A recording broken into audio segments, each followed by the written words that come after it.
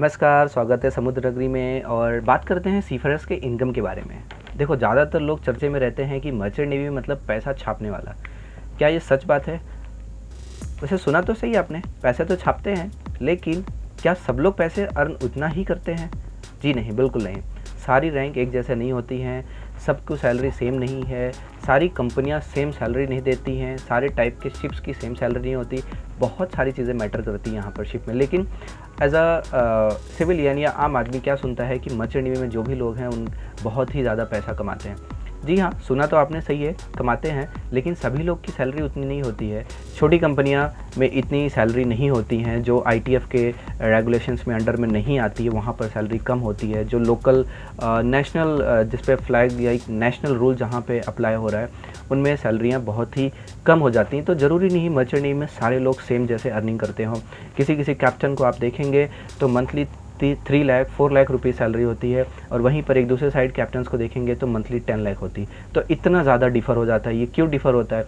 जो एक ITF regulations में कंपनी चल रही है, वहाँ पर ऑफिसर्स की सैलरी बहुत ज़्यादा होती है। जो नेशनल या लोकल रेगुलेशंस में चल रहे हैं शिप्स, वहाँ पर सैलरी कम होती है। इवन हमारे इंडियन रेगुलेशन, जो इंडियन मिनिस्ट्री ऑफ शिपिंग या गवर्नमेंट ऑफ इंडिया के जो रूल्स में शिप चल रही हैं, वहाँ पर पे स्केल कम होता है एज़ कम्पेयर टू आईटीएफ से जो एफिलिएटेड हैं जो कंपनी, उनके कंपैरिजन में। ठीक है, तो सबकी सैलरी स्ट्रक्चर सेम नहीं है। हालांकि सैलरी अच्छी होती है, क्योंकि एक जब आप 18 या 19 ईयर की एज में जब मरीन फील्ड को ज्वाइन करते हैं और शुरुआत करते हैं, तो स्टार्टिंग सैलरी आपको 25, 30, 35 हो जाती है, और एज अ रेटिंग आप प्रमोशन 2-3 साल में ही पहुँच जाते हैं 70-80,000 पर मंथ के हिसाब से। तो रेटिंग का ग्रोथ थोड़ा ज़्यादा फास्ट है। एज अ कैडेट आपकी जर्नी तो स्लो होती है, जब तक आप एग्ज़ाम नहीं निकालते, जब तक ऑफिसर नहीं बनते, आपकी जर्नी बहुत ही स्लो होती है, धीरे धीरे होता है। 3, 4, 5 साल तो आपकी सैलरी बस 25-30 से लेके 50 तक पहुंचती है। लेकिन एक बार ऑफिसर बनते हैं आप, तो 30-40 से लेके सीधा 1.5 पहुंच जाता है। ठीक है, तो सैलरी डिफ़र है, स्ट्रक्चर अच्छा है, पे स्केल बहुत अच्छा है सीफरर्स की लाइफ में।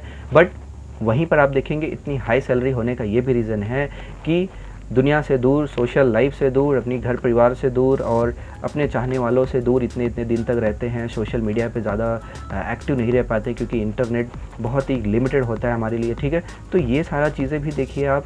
प्लस दूसरी चीज़, स्ट्रेस सी में है, डेली समुंदर एक ही चीज़ को देखना, और लॉन्ग जर्नी, आप एक पोर्ट से निकलते हैं दूसरे पोर्ट पे पहुंचने में 1.5 महीना, कभी 2 महीना लग जाता है। कंटिन्यू शिप सेल कर रहा है, किसी कोई भी बाहर आप किसी देश में घूमने नहीं जा पा रहे हैं, सिर्फ पानी में ही है, कंटिन्यू काम कर रहे हैं, तो एक बर्डन और जो स्ट्रेस लेवल है बहुत हाई हो जाता है। कभी कभी तो कोई शिप्स, ज़रूरी नहीं है सारे शिप्स पर सैटेलाइट इंटरनेट होता है। कोस्टल में जो शिप्स चलते हैं या छोटे जो कंपनीज है, वहाँ पर सैटेलाइट इंटरनेट भी नहीं होता है, तो वो 10-10, 15-15 दिन अपनी फैमिली से कांटेक्ट भी नहीं कर पाते हैं। जब किसी दूसरे देश में पहुंचते हैं तब सिम कार्ड उनका एक्टिव होगा, फिर उसके बाद बातचीत होते हैं। तो बहुत सारी चीज़ें, स्ट्रेस भी बहुत ज़्यादा है। जितनी सैलरी अच्छी है उतना ही स्ट्रेस भी लेवल बहुत हाई है।